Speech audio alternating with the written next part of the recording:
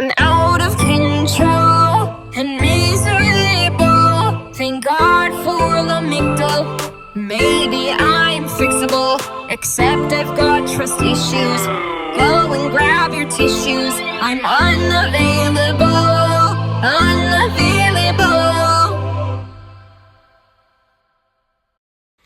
Hello, and welcome back to the Unavailable podcast, starring me, one and only, Eva LaRoche. If it's your first time here, I want to burp right now, but it's not going to come up. I just had autumn squash soup from Panera Bread.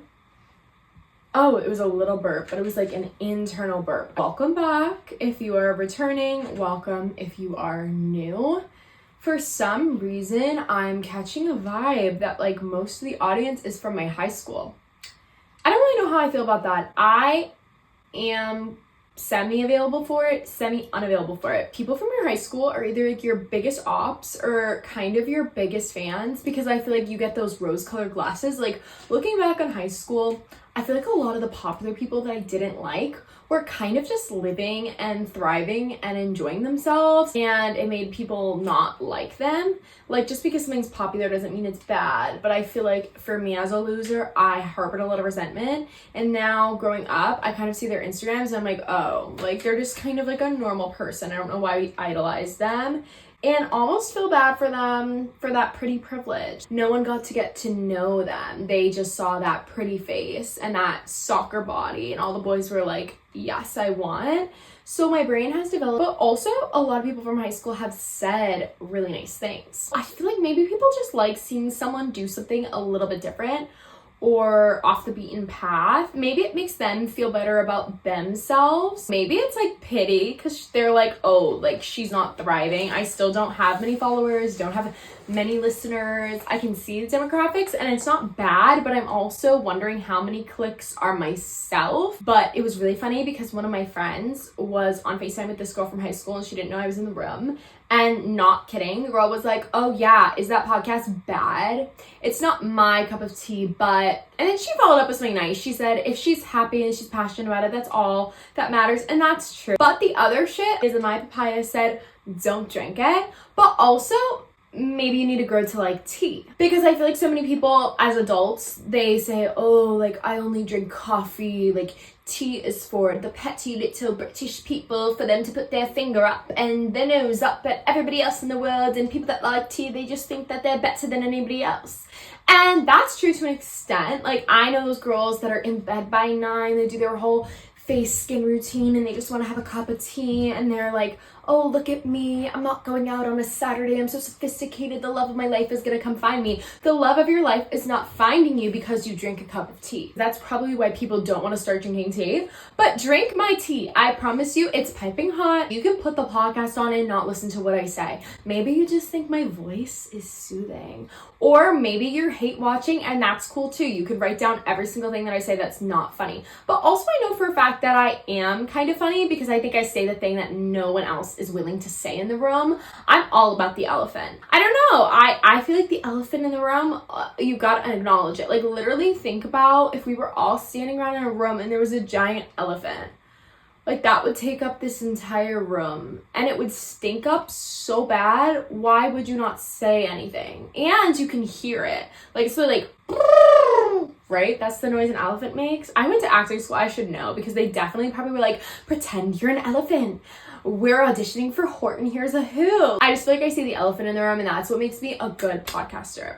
That kind of brings me to something that I'm really unavailable for, which is I feel like this week I was very much thinking about people's perception of me. I was making a lot of edits, and I feel like I became very self-conscious because I put out these edits and I thought they were super funny. I was working hard on them. It takes up a lot of work, so I feel like I'm wasting time on these freaking TikTok edits. And it's difficult because you've got to use the tools that are made for Generation Z to actually connect with them. So it's not like you can be a podcast back in the day like Howard Stern and get picked up by like a radio station or whatever and gain an audience in this traditional route. Like, you have to use the non-traditional media. But then every time I put something out, it just hurts my feelings to see 3 likes. And it's really an ego crush, because then I just think about like my ex's mom stalking me and being like, look at her, she's got 3 likes.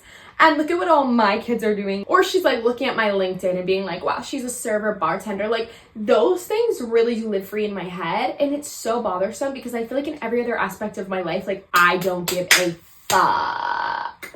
And here's the other thing, being a podcaster has got me into trouble already. Like I've had serious fights because people have just taken things out of context. And mind you, I'm not Alexandra Cooper over here. I'm not Hannah Berner on the Giggly Squad. I'm not controversial. Like I could literally be on OnlyFans, like going like this. Is that what they do?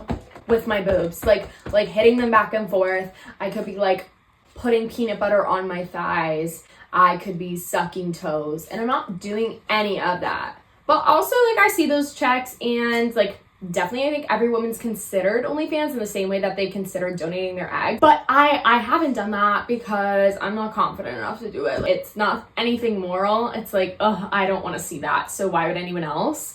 I just don't understand, like, me having like 60 listeners on a good day and 144 TikTok followers, and people are pressed that I'm mentioning them. This is the thing with me, is like I'm never gonna censor myself, and I feel like if you come into my life and you're my friend, like, you know I'm an artist, like I'm a storyteller, and I've been that way whether there's a platform or not, whether there's a camera or not. Like I always tell my truth, and like if you happen to be part of that truth, like that's kind of too bad and on you, because then you shouldn't have become my friends.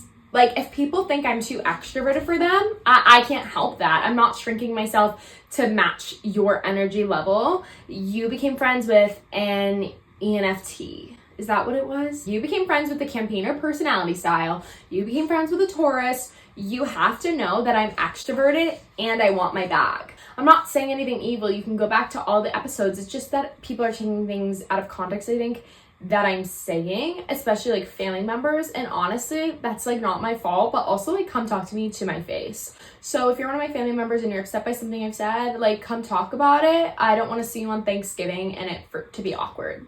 So we're not going to be cutting that turkey and dipping it in gravy, and you're going to be looking at me thinking about how I said last week that I have sent my boobs to people. Anyways, I do feel like I'm a pretty honest person a lot of the time. I feel like I'm very authentic to myself. So this just goes to a reminder of like, I'm even going through a week where I'm not feeling the most authentic self, but I feel like in just admitting that, you're taking a step forward to like being your true self. Even I have bad days where I feel like, I could have been more truthful, or I could have been myself more, or I have this idea of what a podcaster is and I'm playing into that idea rather than just being me. And that's why last week I had a big segment about like things that I've experienced in my life that were hardship, and it was more serious, but also like I missed the clips and just letting the ADHD kind of take over. Although I'm really sad because I think my psychiatrist wants me to go back on ADHD medicine, and it's like, part of me thinks it's gonna kill the creativity, but then also I am so sick of going into rooms and like not knowing why I went in. I'm sick of driving the car on the highway and starting going to work even though I'm like trying to go to the gas station and it's in the opposite direction. Like I literally went to an ATM that wasn't even my bank because I was like, like there's an ATM like at this marketplace, and it was literally like a TD Bank instead of a Bank of America, and I was already early for work, so I was like, I'm gonna get a coffee, I'm gonna have all this time, and then by the time I actually went to the bank, I have like 15 minutes left to get to work because I just am not executively functioning. And it's everything. So I do need that pill, but also I'm like, but what if it takes away my funny? Or it could make me like really hyper and I could be even more of myself, which would be annoying, especially to the girl that said I'm not her cup of tea. I have started a new job. There were just some things in preparation for starting a new job that made me say unavailable for that, and it started the notes app in my phone because I have been really struggling with unavailable because sometimes I'm like, I don't want it to just be like a list.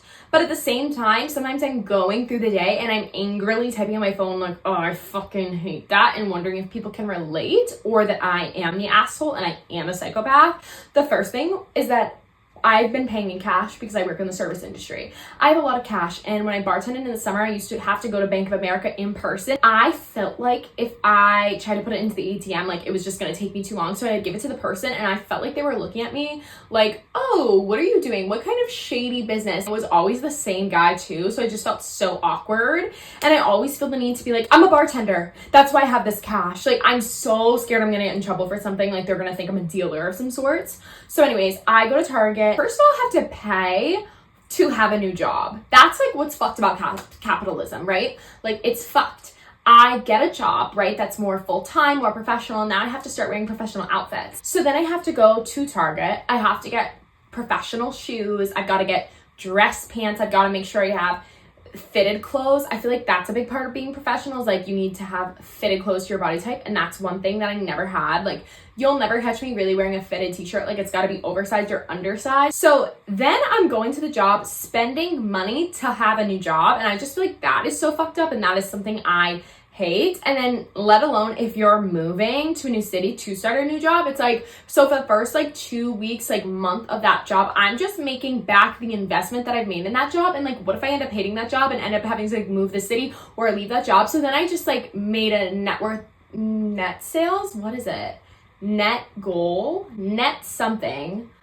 I made a net goal of $0. That's my like net earnings. Maybe that's what it is. My earnings are just $0. Anyways, I go to Target and I have a ton of stuff. And the night before I had gotten tips. I got $135 in cash. I thought, ooh, this is nice. I usually don't get tipped at one of my jobs because it's like events and stuff, so it's different. I have like a higher hourly wage. So I was excited. I'm thinking if I pay in cash, it's not real money. Like, this isn't on my credit card, my debit card. This is awesome. If my paycheck comes in, it's like I didn't lose any money, which is a stupid way to think, but it's how I get through and it's how I cope as a woman. I'm at the cash register and this guy, I give him my cash and I counted 135, but I always just get anxious about like, what if I miscounted? So I give it to him. I go, it's 135. He looks at me and goes, 135. And I go, yeah, I think so. And then he's starting to like gaslight me and make me feel like maybe I'm crazy, maybe I am bad at math. And 2 people away is my best friend watching me, and she was the valedictorian in high school. And I always feel like she thinks I'm a little stupid when it comes to numbers, because when we would study for finals, she'd be like,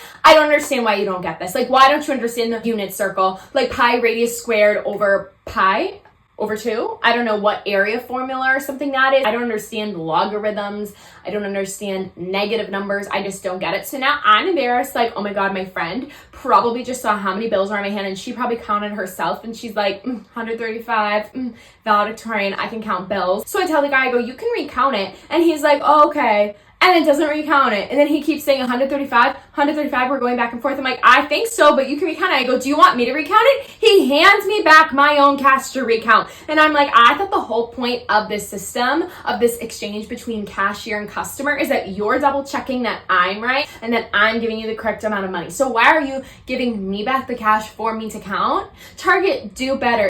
And then I was just like, yeah, it's 135. I was right the whole time. So you gave me anxiety for what? For nothing. And then I'm embarrassed in front of my friend that's a valedictorian in high school. I don't know why that like still sticks with me. I was 22 probably in high school, but she was number 1. And I feel like 22 is pretty good, but just because she was number 1, I never really gave myself any credit. And then I went to theater school and I lost all of my sense of brain cells. I think in theater school, there was at least 4 different activities in my freshman year where they were like, you're gonna birth yourself.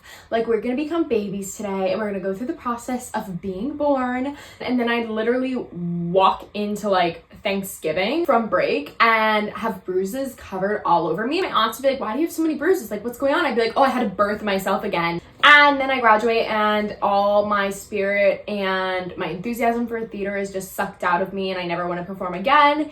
And it's kind of awesome that I'm not doing it right now, because I see people in my class that I graduated with like getting roles and like being successful in that avenue, and I'm like, great for them, but I couldn't want that any less. Like, I kind of love being the one to succeed a little bit later, because I get to see what everyone else is doing and decide like, yeah, I definitely wouldn't want to do that, and I definitely wouldn't want to do that, but props to them. I just don't want to be you. I also want to see that paycheck, because I'm just such in a money era where like being in a theater show for like $600 a week, like it's just not worth my time and my body's energy. Because think about it, then I have to keep up with like going to the gym, that's a bill. I'm gonna get stressed out, my body's gonna hurt, need a massage, that's a bill. I gotta make sure I look good, getting my facial, getting my eyebrows done, my eyelashes done, that's a bill. Like, it's just, it all adds up. It just makes you no money. What I was talking about, like net worth 0. But that's why I'm a podcaster now. That's why I'm a podcaster. I'm like, this is where the money is, but also I am passionate about it.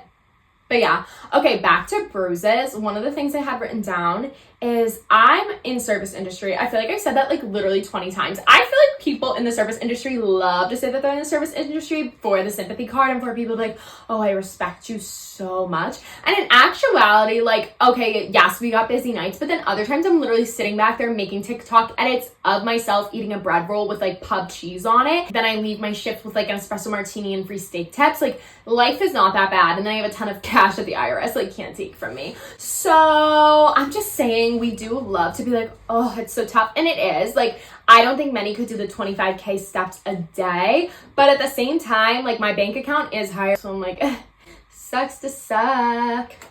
So yeah, that is kind of a myth. Like, service industry, yes, it's hard, but depending on where you work, like, those day shifts sometimes are just real. Like, even if you get paid like $15 an hour, you're still just like, whatever, like, I'm fine here. And then sometimes you get like 3 customers and somehow you make $100 a day and you're like, you know what, $100 a day with no taxes, like, I'm doing better than most.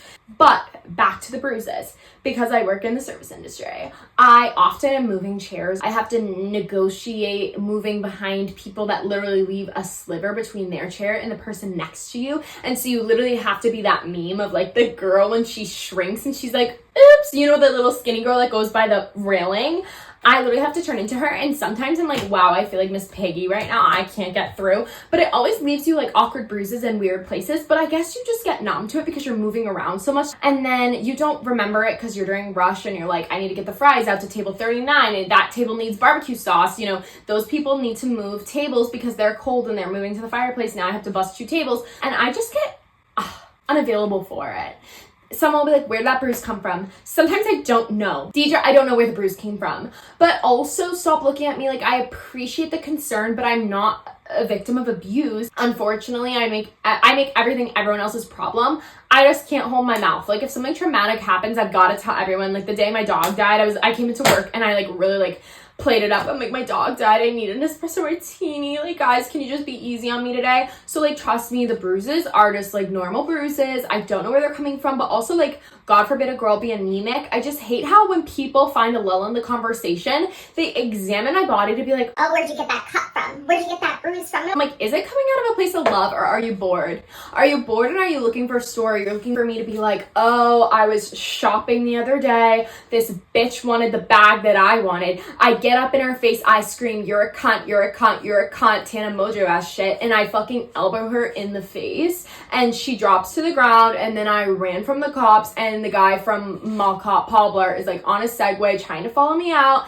and then no one found me, so I stopped for a Chipotle bowl, and then drove myself home, and on the way home, they were following me in the cop car, and then I got out.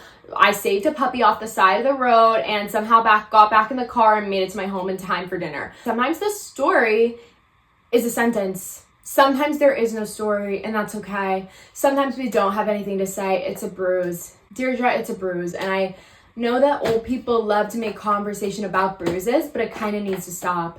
It needs to stop. In the same way of like, oh, you look so skinny today. Oh, you look tired today. I don't need to be told I look tired. I know it. I'm tired because of you. I'm tired because of small talk. It needs to end. I don't care about the weather.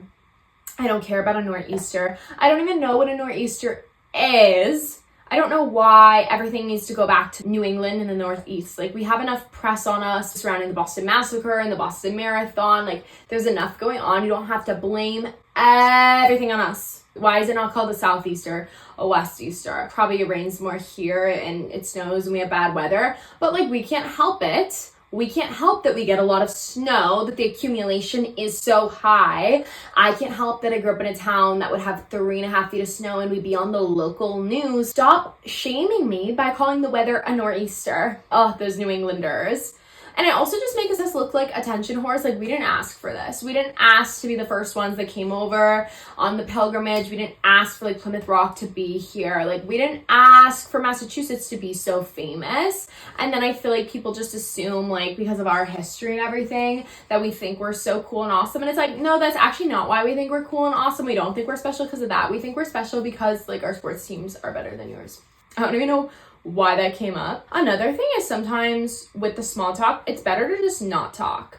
I recently had a hangout with a friend and we were catching up and we talked a lot, and then like the next day we didn't have a sleepover, but it was kind of like that. And that's my favorite kind of sleepover, where you hang out one night, then you go back to your respective beds, and then you just wake up and pick up the person and you continue on like you had a sleepover. But I get the benefit of like sleeping in my bed, and my least favorite thing ever is to sleep in someone else's bed. Like, I hate it. I have back problems. I'm literally 22. I don't know why. I need to do some Kegels. I need to do some Pilates. I need to get on the floor with a mat and figure it out.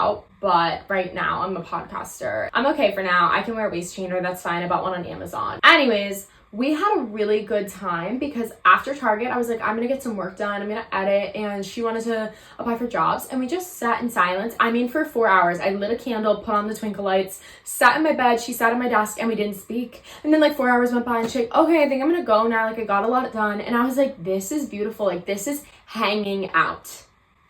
Hanging out is not equal to activity. Hanging out. We're going to be hanging out in the same vicinity.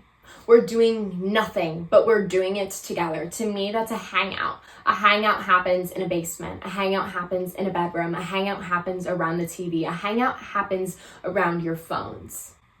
Dinner is what happens when we need to talk. A drink is what happens when we need the plot. For me, when we hang out, we're not making memories. We're not going apple picking. We aren't going to carve pumpkins. At most, we can cook a meal together that's like pasta with butter and cheese. I'm unavailable for thinking hanging out means activity. It doesn't. It's quite the opposite. And I feel like as people, that's what they did. Like back in the 1600s, like they'd be doing their chores together. Like you'd be out in the house and you'd be like churning the butter. They had to make bacon from scratch. They had to warm up the soup over the fireplace. Were they doing that and always talking? Like, no, the girls were tired. And sometimes we run out of things to say, and that's okay. I'd rather just like not talk than say things that have no meaning. Which is kind of the point of my podcast. Like, all we do is talk about things with no meaning, but like that's my 1 hour a week to do it. So I'm just saying sometimes we don't need to speak. Like, sometimes silence is better, and that's okay. And I don't mean to hate on women. I never would. Feminism is critiquing women as equally as men. So I need to critique them on this. And it's using feminism to support bad pieces of art. I think women can make bad pieces of art. There are certain albums that I think are shit. And by saying like, why can't a woman have fun? If a man made this, like, people would think it's funny. And it's like, no, like, I just don't think it's good. And that's okay. Like, we don't all have to have the same cup of teas. Obviously, like the girl that said my podcast wasn't her cup of tea. Like, I'm not thinking about it. It's not like I'm still harping on it. Like, it's not like I'm annoyed by that. That's okay. No, I really do truly think that she doesn't like it because I'm like so profane. Is that a word? I'm so out there with my language and my vernacular. I was raised by a Tahoe driver. That's why I say fuck so much. And I was raised by a Bostonian. That's why I say whatchamacallit. Using feminism to support bad pieces of art. I think that women can kill, women can murder, women can lie and cheat equally like men can. Like, we don't need to be acting like women don't do evil things and bad things. I feel like to be a true feminist, you've got to hold both sides accountable. Like, we don't need to be like, oh, Lizzie Borden's such a queen. Like, she could have had reasons to kill. And maybe, like, with my point of view, I would be more sympathetic to be like, oh, poor Lindsay. Wait, no, poor Lizzie. Like, maybe she was raising a family and she was really down bad. That's how men use it against us, when we use it in a foolish way. Like, don't be defending Taylor Swift based on the premises of feminism. Like, let's reserve that term for when we really need it. But like right now, using it on Taylor Swift, like, we're in debt. We cannot pay off the credit card bill. Like, use feminism when you're talking about like the world isn't ready for a female president. Use it then, but we don't need to use it to defend a poor album made by your favorite pop star. Guys, podcasting is so tiring, but like I am passionate about it, but it does like make me more tired than anything in the world. The one thing though that I do like about having a podcast is now anytime I watch another podcast, I'm like, this is research. I am studying. I am a student of Hannah Berner. Speaking of Hannah Berner, today I woke up feeling awful. I got into like 2 fights yesterday and I feel like I was the one in the wrong, which like I can say, but at the same time, even when you're wrong, you do kind of feel like some of your points were valid, but just by being the one like ultimately in the wrong, it feels like those get negated. It's annoying when you have to like move on, but you're still bitter because you feel like your points weren't heard and some of your points might have been valid. I was just sitting down and then I saw an ad with Hannah Berner and I was like, you know what, like this is really comforting. Like her presence as a person is really comforting, and I feel like Hannah Berner would laugh at this, but she's just so awkward, and I feel like she is like the unlikable woman. Like she is kind of the prototype because she's like a stand-up comedian. Men hate seeing women giggle. Men hate seeing women with a microphone. I'm like, hi, I know you hate me. I say literally. I put on makeup. I have my nails done. I can go like this to the microphone with my nails. I can do ASMR. I can sing. And you hate to see a woman happy, baby. Which is why you get so mad at Sabrina Carpenter videos and you try to say she's not pretty, but she is. And you wish you had her in your bed. I don't know why we're singing, but oh, Hannah Berner. Hannah Berner, I feel like, is just hated by men, but at the same time, she just doesn't give a fuck, and she's like, let me wear my tie, let me wear my blazer, I'm gonna do my thing, and every time I hear her on her podcast, she's never complaining, she's just laughing, she's just giggling, and it's that awkward presence that I just love, and that, like, gives me hope, because I was thinking, if she was in my position, like, she just wouldn't give a fuck if she was wrong about people, like, fighting, like, she would just, like, let it roll off her shoulders, and I don't know why, but seeing that, like, commercial of her advertising whatever it was, like, a hair product, I'm like, you know what, that gives me hope, because she is probably hated by a lot of people, but here she is like out here like making her buck, making her money, and also I just feel like she is that awkward girl from high school that like we can kind of relate to, that did get famous by accident, and also she was on reality TV and she got the villain ad. When I first was introduced to Hannah Berner on Summer House, I thought she was gonna be a main character. The bitch was only on like 2 seasons. Like she made her mark, she made her name. She wasn't afraid to cause drama, she wasn't afraid to yell and scream. She went head to head with the head of household.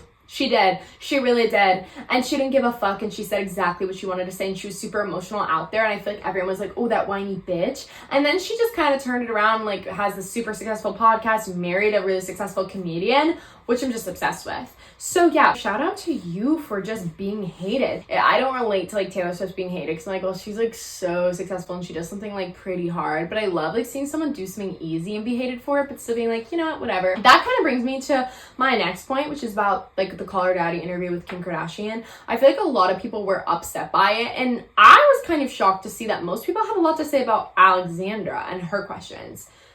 I have tuned into Call Her Daddy only when I really like the guest, just because it's so guest oriented that like I don't mind Alex. I don't know, I just don't want to see her talk to someone I don't care about. So I tuned into the Kim episode because I've been following the Kardashians for a while, and Kim doesn't do many interviews that long, so I was interested, and I didn't find Alex that annoying. And then I saw a TikTok today that was like, she's so millennial, she's always saying I'm obsessed, and every time I see Alex I kind of just think of my therapist. Like that's literally how my therapist responds. She just laughs the same way. She says like, oh my god, you're literally so funny, like we need to get you on reality TV. I think it's just the millennial. She does get a bad rap. I think what's important about Alexandra Cooper is that she was on the Barstool Network, and she started with kind of like ambiguous demographic where she really could have gotten like Republican women, and maybe they don't listen to her as much, but I feel like half of her audience must have been. But also she was so sexual and out there that I feel like that radical kind of sexual liberty and freedom attracted probably the liberal audience as well. But then she used her platform to really speak on issues that mattered. I do feel like Call Her Daddy has a place in the zeitgeist. Yeah, she got lucky, sure, but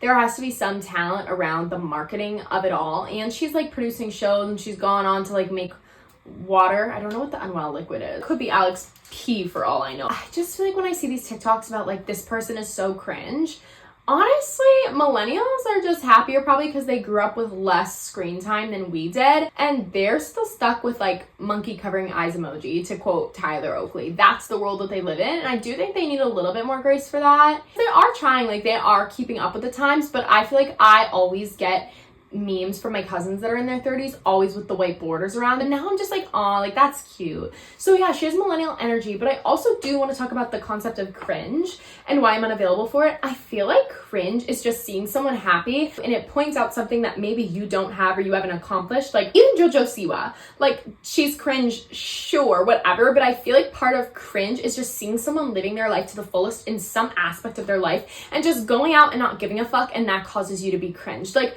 because really, her wearing a construction vest, like, it's not ugly. It's not disgusting to see her having a good time at Disney. I feel like a part of you just wishes you had the balls to do it. So maybe a part of like Alex's cringe is just that she is always laughing. Maybe she just does say, I'm obsessed so much because she is obsessed. Like maybe she's just someone that finds joy in a lot of different things. And I feel like that annoys people.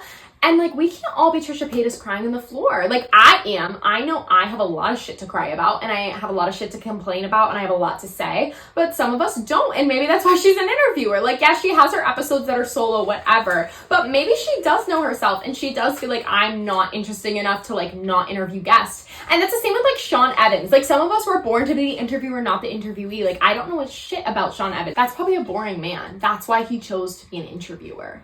So, I'm just saying, like, Alexandra Cooper is not going out of her way to be like, now I'm a pop star. So, like, I just feel like we need to hold the hate for a second. Like, okay, you think she's boring? Well, she chose a boring, like, interviewer job. Like, she's not saying I'm the star. She's not trying to star in Ed Gein, which, like, by the way, Addison Rae love. That brings me to another unavailable. I literally cannot stand Addison Rae haters. If you guys keep treating her the way that you're treating her, she's gonna turn into Britney. She reminds me so much of Britney and her mannerisms. Just, like, first of all, she's putting effort into the music videos, and I love that. It's not just a music video of her, like, running around and trying on different outfits. Like, it has a concept. It's not just camp. I feel like it's artistic, whereas like I feel like a lot of pop stars are like, let me just do camp because it's fun and easy. Like the Aquamarine music video was so fucking cool. She does like a whole like interpretive kind of modern dance. The fashion pieces are really cool. Like she has a ton of extras. She's not afraid to have bodies with her, whereas like I feel like a lot of pop stars are like, oh, I'm just gonna put Jenna Ortega in this music video and like someone really fucking famous, which is like fine, but I just love her utilizing background dancers and making job opportunities for people. I just think that's really cool. But also like I just saw a little TikTok of her being like, oh my god, it's my third night in LA, like we made it to Hollywood, and she just laughs, and I'm like, she is so genuine. She was just a girl making TikToks on her phone, and I just feel like, yes, she got lucky, and like, yes, she had it easier to make her way into the music industry, sure, but that doesn't mean she doesn't deserve it or that this wasn't a dream growing up for her. And I do think people just think Addison is cringy because she got lucky and she's living out their dream and they're just jealous. Like, that's it. But I truly do see the Britney Addison correlation, and I kind of am obsessed with it. Like, I think about that interview of Britney where they're like, do you think your boyfriend's jealous when he sees you make out with this guy in the movie? And she's like, well, it's all pretend. You're an adult. You should know that. And like the laugh is so genuine, but it's just so cute and like airy, and I just feel like Addison has that same quality. And also, like, if you haven't listened to Diet Pepsi, or oh my god, my favorite is Headphones On. Guess I gotta accept the pain. Need a cigarette to make me feel better. All the good things come my way. So I pull my headphones on. It's like a manifestation song. I feel like she does a really good job of not like centering men around all her music. Like, I feel like she's very reflective and almost a Lordian kind of way. Kind of sick of people just not giving Addison a chance. Like, put the TikTok away and just see her as a new artist. And she's also killing it because she's just doing everything she wants. Like, she's acting now. I feel like she's putting in the work to like go to the acting classes too. And I've seen her in videos like in singing lessons. So people are like, oh, she's not talented. But now she has the platform. She's like, I want to try this thing. Her songs are good lyrically, and she's helping to write them too. She's not like having ghostwriters write everything. Like, you can see she has like her journals out and she's writing in the sessions. So it's like, yeah, if she wants to take vocal lessons, like, let her to get better at the craft. Like, do you want her to just not? Like, she already has the platform and the fame. You can't take that away. So like, now she's investing in herself. Like, don't be mad at that too. You're calling all these things cringe, and I think it's just like, even my podcast, like, it's probably cringe to people, but at the same time, like, why aren't you just letting people live their life? If you focused on living your life, you'd probably be successful and closer to your goals than you are now, just by complaining about people being cringy. And also, you're just looking for a quick view, I feel like, on TikTok. Yeah, we're all cringy. Okay, TikTok. This is my gripe with TikTok. This is something I'm unavailable for with TikTok today. Some careers are not TikTok worthy.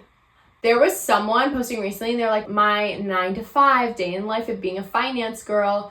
And I'm sorry, but you're doing spreadsheets. You are sitting and filming like a time lapse of you on your computer. Some careers aren't TikTok worthy. I want to see a day in the life of like a super rich person. That doesn't work. I want to not relate. Like, I don't want to see teacher content. I can watch Abbott Elementary for that. But like a day in the life of you setting up the classroom and writing the date on the board, I'm not interested. I went to school too. I also went to college. So I don't really care about day in the life of a university student. Give me day in the life of a stripper. Give me day in the life of a Hooters waitress. But like you working as a bank teller, I'm sorry, it's not a TikTok worthy career. Something I've thought of recently is that we literally have one life. Like we have one life and we can't just come back and be a different person. And I know that's very self-explanatory and dumb, but here's where I got this thought from. It's a very deep thought.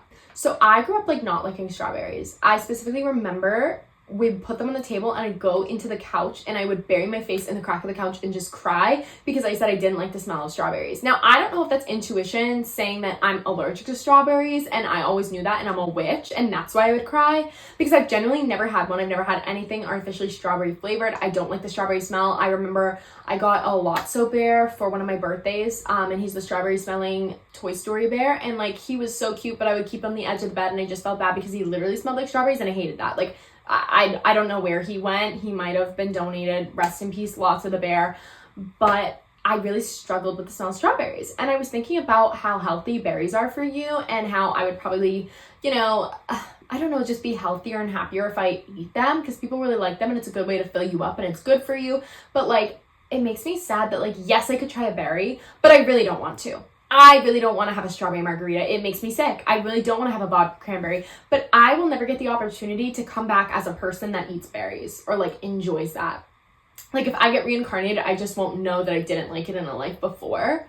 And so it's like, yeah, maybe that should give me motivation to like do those things I'm like scared of. I don't know. It's just sad that we literally only get one life. Like I've been really thinking about it, and you never know when it's going to end either. Ooh, that's like dark. That's why you gotta be your biggest advocate. You've got to be your biggest fan. I've been recently, like I said, making fan edits for myself. My podcast hasn't popped off. So for the time being, I'm my own biggest fan. And that's okay. Sometimes you just got to take on your own fan page. Sometimes you got to make your own TikTok edits and thirst traps.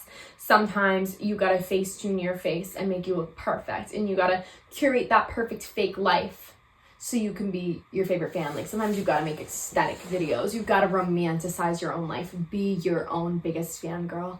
And that's how you feel better about just having this one life. It's really just your one life. So why would you be the supporting character in the one chance you get? Like be the main character. And if people think you're selfish, like good. I think you're like doing life right. You kind of should be absorbed in yourself. Do you know what I mean?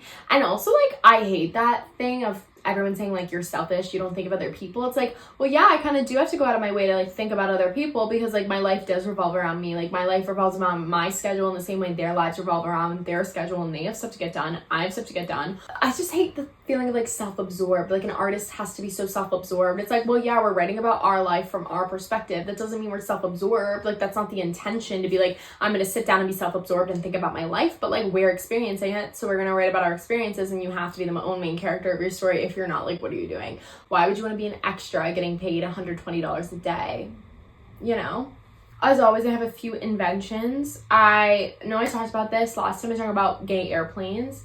I have a new one. I think we need baby-free restaurants. I really do. It's not fair. I think puppies and babies are very, very similar, right? Like it's hard to train them. We're doing sleep training. We're trying to get them to stay in their bed. They're barking versus like they're crying, right? They have snot. Like that's their version of shedding. Like babies make as equally a mess as dogs make, sometimes even worse. And there are so many places that are dog-free, animal-free, and there's not baby-free places. Like, yeah, they can't get into a bar or a club, but like some restaurants need to be baby-free. And I'm not trying to discriminate, but also like you're gonna discriminate against dogs but not babies. Like babies I think are 1,000% worse than a dog. Like truly, they're stinking up the place. They're getting food everywhere. Like that server, they're gonna have to sweep with that broom because there's gonna be lettuce and fries all over the floor. Like sure, they're cute, but so are dogs.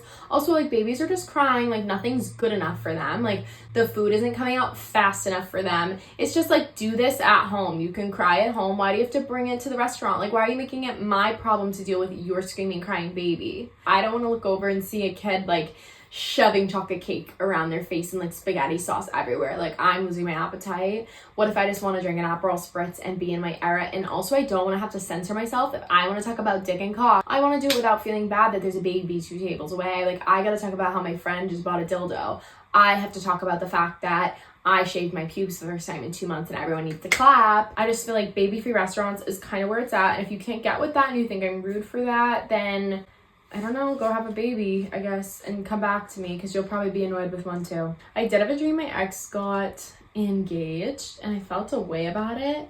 And I woke up and I realized that low-key the engagement was pretty sad because in the dream, we were in like a water country kind of place on a cruise ship, and they got engaged while we were like all going through slip and slides and shit. And I'm like, well, honestly, if you're getting engaged in the lazy river, like, I'm not gonna feel bad. Why do we dream about people that aren't relevant? I have dreams about these boys that I was obsessed with in high school. And I'm like, why are you coming up? I have not seen you since pre-pandemic. But I feel like maybe there's just no closure. Like, I never said, like, I'm obsessed with you guys. I just thought they were so cool. I would always be, like, stalking their stories. I'd always be, like, trying to see if they, like, saw my stories. And I feel like it's just an obsession that never went away.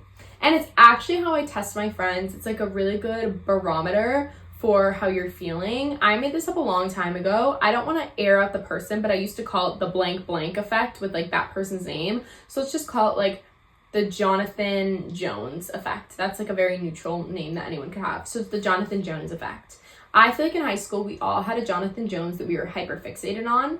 I feel like a good example of this is like Never Have I Ever. If you've ever seen that, Davy has a big crush. She has a big crush on like the popular swimmer. Okay, she's got a big crush on him and she's obsessed with him. And it's honestly because she's going through a love grief with her dad.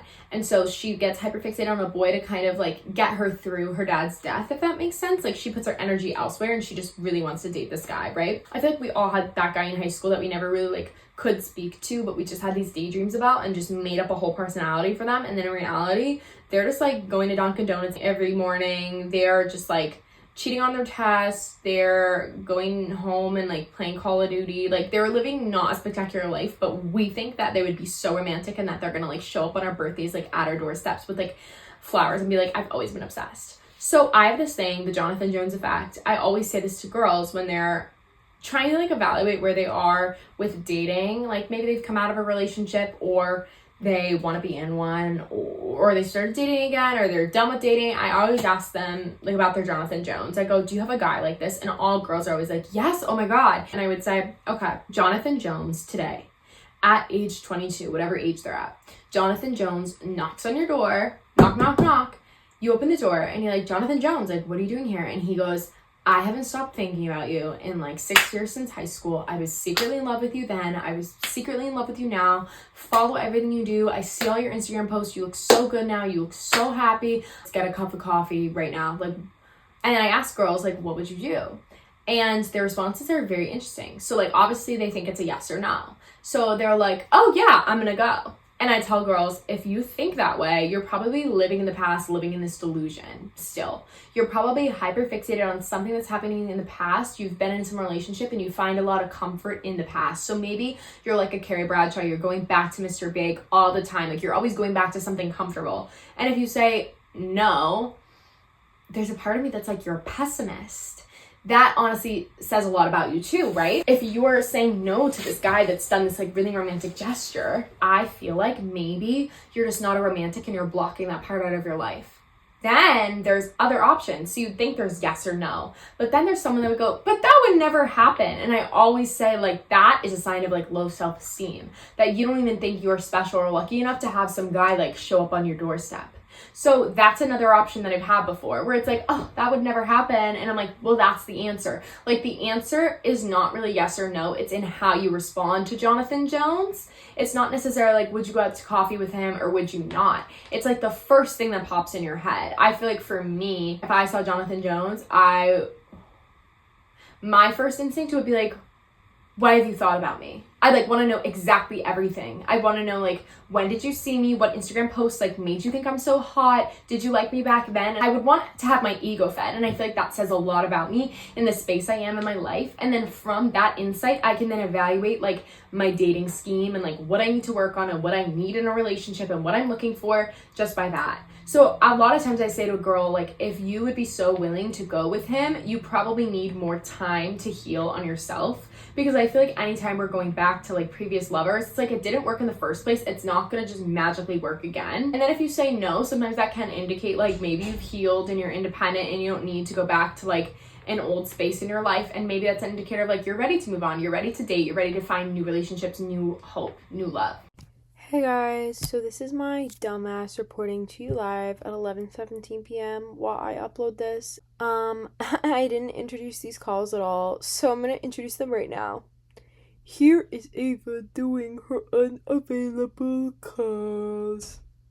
Did I sound like the guy from SpongeBob? That's what I was going for. 3 hours later. No, I didn't do an accent. Hold on. This is Eva doing her calls. Did that sound like 3 hours later? Kind of. Okay.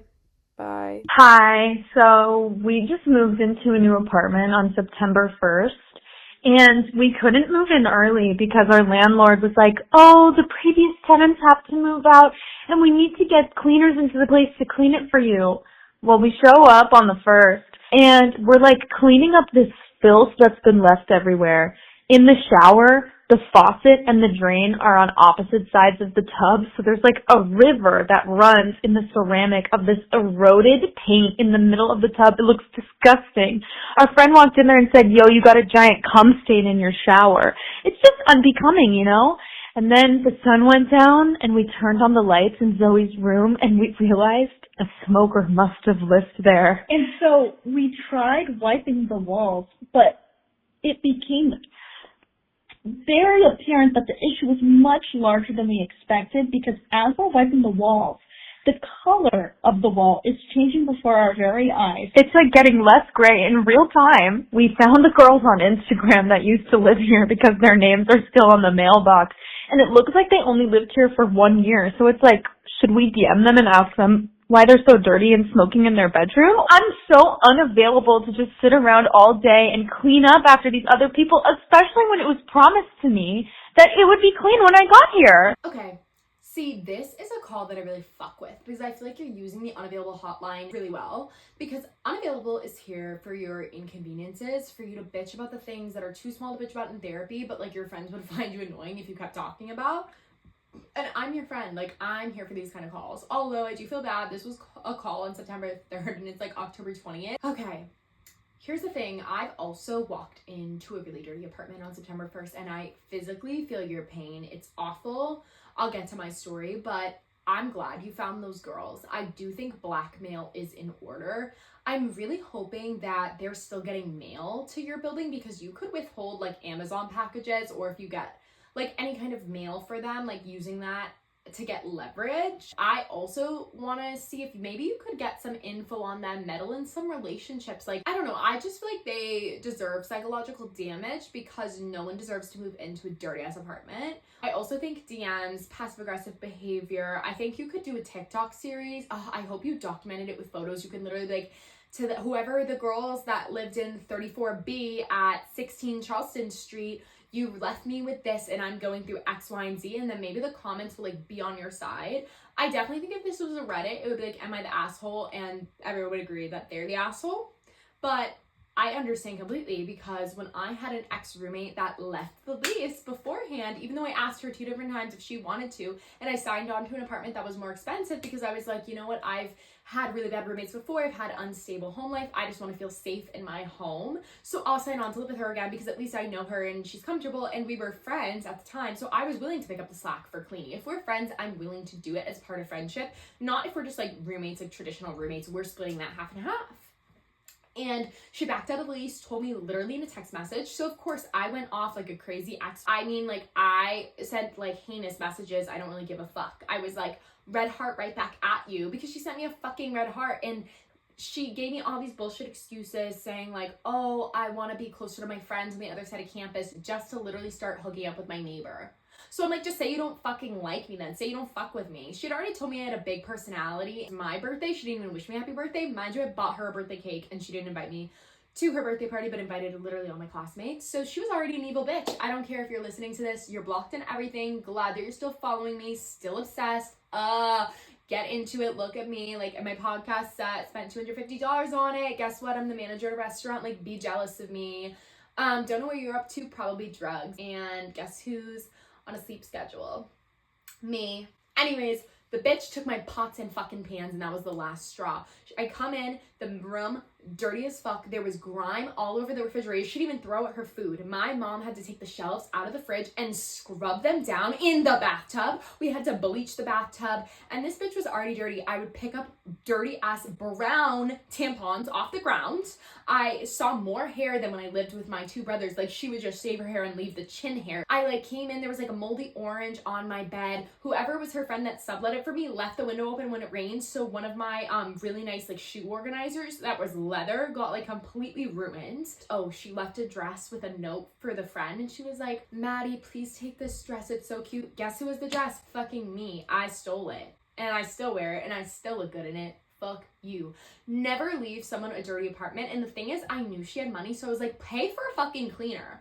Like, I would literally track these bitches down and send them a Venmo request. Like, get the landlord to give you their phone numbers and send them a Venmo request. It's not fair. You should get professional cleaning if they're gonna leave it like that. Fuck people that think cleaning is other people's problems. And like, yes, I have ADHD and I'm pretty bad at it, but I've always had a really good relationship with roommates where they're like, hey, can you just do that? And I'm like, as long as you tell me to do it, like, it will get done.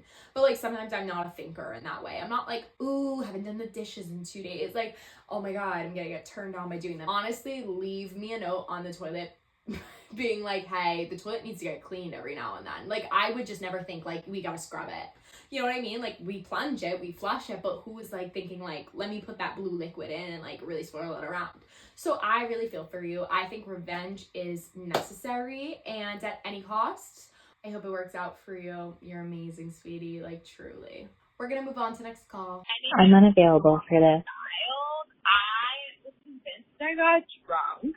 I remember throwing up everywhere. Wow, you really Uno reversed me. Someone said I'm unavailable for this, and then they played a clip of my podcast.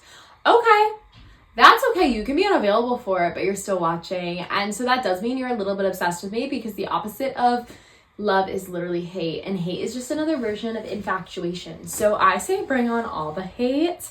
I need those listeners. I'm still a small creator, and the best way to rise to fame is through controversy. Like, whatever your personality is, heighten it, times it by 1,000,000, and be that person all the time, because that's how you're gonna get your biggest fans and your biggest haters. I never want to have people be neutral about me. I want people to hate me or love me with a burning passion. I want stalkers or people to want me in the ground dead. That's my take on that. Hi, Ava. Something I'm unavailable for is the Starbucks fall menu. They got rid of the apple crisp flavor. So, like, the non-dairy apple crisp chai and, like, not apple crisp, like, macchiato or latte or whatever the fuck that shit was. It was so good. It was the only, like, non-dairy fall option. And I don't know, something about fall this year just is giving that, like, perfect, like, Vampire Diaries, fall aesthetic, crisp leaves in the air. I'm like, something's brewing and it's going to be amazing. And then this fucking menu came out and I was so mad. I'm currently boycotting Starbucks. Okay, now we're moving on to, I think it was Starbucks flavors. Okay, here's the thing. I don't really mind the pumpkin. I talked about this before. I really do like a pumpkin moment. It makes me feel like I'm in my Gilmore Girls era. I'm like in Connecticut, like, you know, put me in the town square, like give me a fall festival. I want to walk around with my pumpkin scented drink. And these other flavors that they do, like pecan, praline, like they do these nutty flavors. I kind of feel like that could be an all year thing. I'm like, what makes nuts like fall oriented? Like what put nuts in the fall category? I feel like nuts are constantly around like all year. Like why is fall claiming the nuts? Like it doesn't really make sense to me. I get like peppermint associated with December, pumpkins associated with October, but like where did the nuts come into it? But like honestly, pumpkin for me, even though it's fall, like it's kind of timeless. If they had that year round, like I wouldn't bat an eye. I love pumpkin ice cream. But you said something about apple crisp. I am like not hating on you, but I am judging. I don't think that's a good flavor. I feel like if you want to eat like apple shit, like have an applesauce like a 5-year-old, I just feel like that's a 4-year-old's coffee order. But yeah, the apple problem, I think you need to get over that one. But I get it, like dairy-free people, like I understand I'm also dairy-free, but I just like get over it and eat the dairy anyways. But like you can also take a laxative. I don't know though, maybe, not a laxative. Oh, don't take a laxative, that'll make it work. Take a Lactaid, that's what I meant. Lactose tolerant people though, they do often victimize themselves, where I feel like gluten-free people have no solution and lactose people like do. So it's kind of like, oh, get a hobby. You guys just kind of are milking it. No pun intended. Unless people do get anaphylactic shock from milk, which like, oh my god, I'm so sorry if I'm being insensitive. I don't know much about the milk community. We could be boycotting Starbucks for a lot more than the fall flavors. Like maybe we should support local chains. Like yes, I've gone to the Starbucks, like of course, like it's capitalism, we all hate it, but we all participate in it at the same time. But like let's boycott Starbucks because of like their political views, not like the flavors. You know what I mean? Okay, then I got a second call from like the same caller, which I kind of was obsessed with. Like, tell me you love me. Like, tell me you're a fan. I'm unavailable for Jeremiah and Denise from The Summer I Turned Pretty getting together in the finale. He does not deserve her. I do not like him. She's a boss-ass bitch. And he was literally just saying he's never been alone in his life. And now she's moving to California and he's like, just starts kissing her. Also, he's in an episode of The Bear, the entire episode. But I'm unavailable for that coupling. Okay, I like your podcast. I'm a fan. I'm excited for the next episode. Not trying to, like, kiss your ass too much, but, like, I don't know. I'm excited tonight. I'm excited to see what you do. Okay, bye. Okay, I truly have never watched Summer I Turned Pretty. I don't know anything about it. I was very confused this summer because I watched Love Island and I was like, Jeremiah, like, why are we talking about Jeremiah? Why is he in it? He's been voted off for weeks. And then I was like, okay, there's another Jeremiah that's famous. Belly, did not understand. I thought that was so rude. I thought they were calling, like, someone that was, like, plus-size Belly. I was like, what the fuck is this? And then I was like, is she pregnant? That's why she's getting called Belly? But, like, that's actually her name. That's the stupidest name I've ever heard. Just call her Isabella. Bella. Izza would have been better. You could have called her Sa. You could have called her Sab. And I would have been like, fine. Like any part of that name. You could have called her Lala. Like I don't give a fuck, but Belly is the dumbest fucking shit ever. I also hate the notion of like the summer I turned pretty. Like why do we have to turn pretty? Like why can't we just be pretty? Like why are we turning? And like, why don't we get a show that's like The Winter I Was Ugly? Like, I would watch that. I don't want to watch pretty people all the time. You know what I mean? Like, I'm kind of bored. Sometimes the uglies have better personalities, and that's why you see so many female musicians that date like ugly guys that are below them, because sometimes they do have the better personalities. They've had to work for it. Like, pretty privilege is real. They don't need to like know how to yap and like have a kiki. Here's my take on this is like, this is a very straight show to be calling in about. If you want my opinions, you need to call in on something a little bit gayer. I can't really give my 2 cents on it. I even asked some of the girls at work that are like super straight and like, you know, love this show. Every single time they started explaining it, like I got 3 different explanations, I just like zoned out. How am I supposed to like keep track of 2 different male characters? And I get it, like I did just say I like Love Island, but that's different because I feel like reality TV is like inherently kind of gay.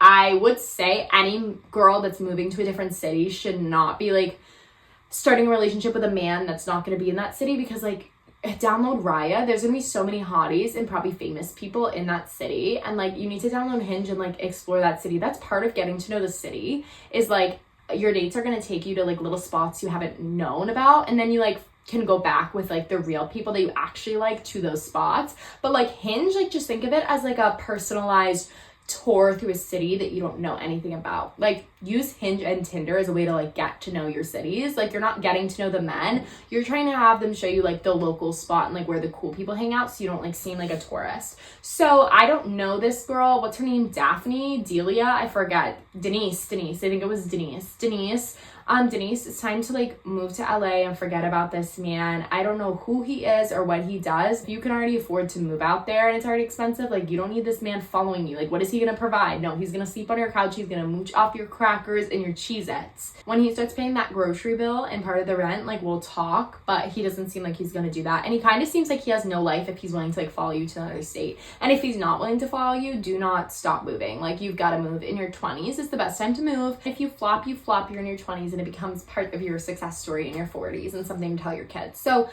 yeah, I think that I'm sorry you're so upset by this show, girl, but I also just think there's so many better shows. Like let's waste our time more productively than with The Summer I Turned Pretty. I think we have to have higher standards for ourselves. I feel really passionate about that one. I'm unavailable for my coworker cyberbullying me, but then wanting to hang out with me. And she also didn't get me a pumpkin teenie. That's what I'm unavailable for. Okay. So your coworker is cyberbullying you. Honestly, on Vanderpump Rules, one of the girls, Stassi, meets this girl Laura Lee, and Laura Lee starts dating her ex-boyfriend who they also work with, and she starts cyberbullying her, and she's like, you should just quit, like no one likes you here. I was so nice to you your first couple weeks, and like you're a bad server, and now you're stealing my boyfriend, and you're living with my dogs, and you're living in my apartment, like you suck. And honestly, I get it. Like I'd be doing the same shit. So like sometimes cyberbullying someone at work like is necessary, because sometimes they do need to quit, and sometimes also like I feel like coworkers that are hated, like they love to just like stay in the environment that they're hated in and like be victimized. And it's like, honestly, if no one likes you here, like it's disrespectful to yourself to stay, and it's like kind of embarrassing. Like have respect for yourself. If you know you're not liked, and if you know you're bad at the job, and you know people think you're dumb, like just leave.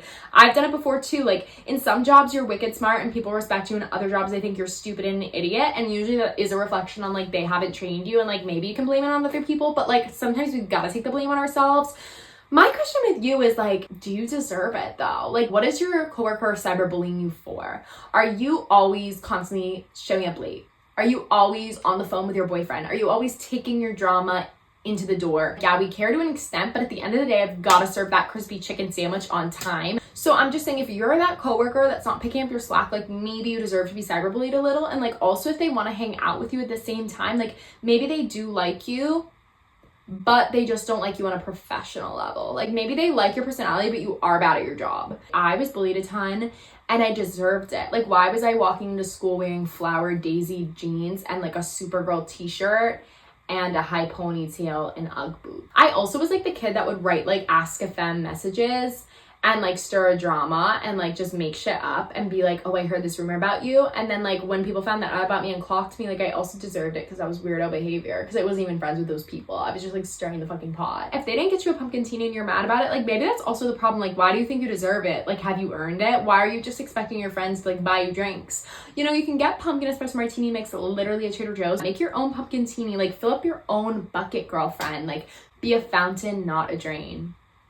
Be a fountain, not a drain. You can either prosper and you can give water and you can shed your light and let light reflect off of you, and you can be this beautiful thing that people throw pennies into and then you make their wishes come true. Or you can be a disgusting drain that's clogged with green beans and corn niblets and hair and old crusty toothpaste and stink bugs, and that's up to you, my love. I would say get a therapist and really talk about your worst qualities in therapy. Don't just tell the good stuff. And maybe it's time for you to explore that darkness with a therapist and figure out why your coworkers hate you. They might have good reason.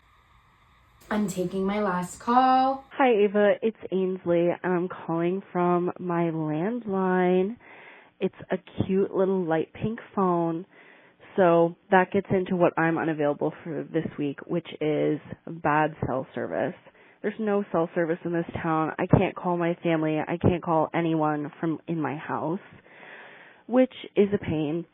So we're reconnecting with our roots, and we got a cute little pink landline phone, and that's what I'm calling you from right now. So I'm unavailable for bad cell service, and I'm available for reconnecting with your roots and returning to analog calling on a physical phone. I literally just had to dial your number. Isn't that so funny? All right, well, bye. So you're calling me on your landline. I kind of do fuck with that. I think you were very productive in saying like you hate bad self-service. You're unavailable for it. So like, let's problem solve. I love that energy. You must be a smart cookie if you're thinking like that. I think it's really cute to be back to the basics. I honestly miss home phones too. Like the other day I was testing myself to be like, whose numbers do I remember? And I remember like all my childhood friends' numbers. Like I can repeat them. I won't dox them. But it's like sad because I've lost the art of like knowing phone numbers. Like I don't know my sisters. I don't know my brothers. I really like, if I was in a pickle, I can only get a hold of my mom. That's like kind of it. I don't know other numbers. So it is pretty embarrassing unless I'm going to be calling my like childhood friends landline, and some of them I'm not even friends with anymore. So I don't know. I think it can really come in handy. So being back to the basics is good. You get that art of dialing the numbers. You're giving your fingers a little workout. You never know what else you're going to do. It is finger back fall, so that could really help you improve your finger mobility. I don't know, it just seems like a really good meditative activity to be like dialing numbers, and I'd probably be pretending to be a secretary all day long and just calling random places to call it. I'd be like, is your chicken sandwich available? Do you have that skirt in extra small at the Gap? Do you have that sweatsuit in navy blue? But unavailable for the cell service, I'm kind of wondering like, why don't you just move? Like, if the cell service is bad, I can't live my life like that. Like, it's time to move. And if you say, like, but I can't move right now, I don't have money, like, get a job. And if you said, like, I don't have any passions, then you need to get a hobby. If you can't get a hobby, maybe it's time to get therapy. And if you can't get therapy, maybe it's time to get pills. And if you can't get pills, do everything you can to get them.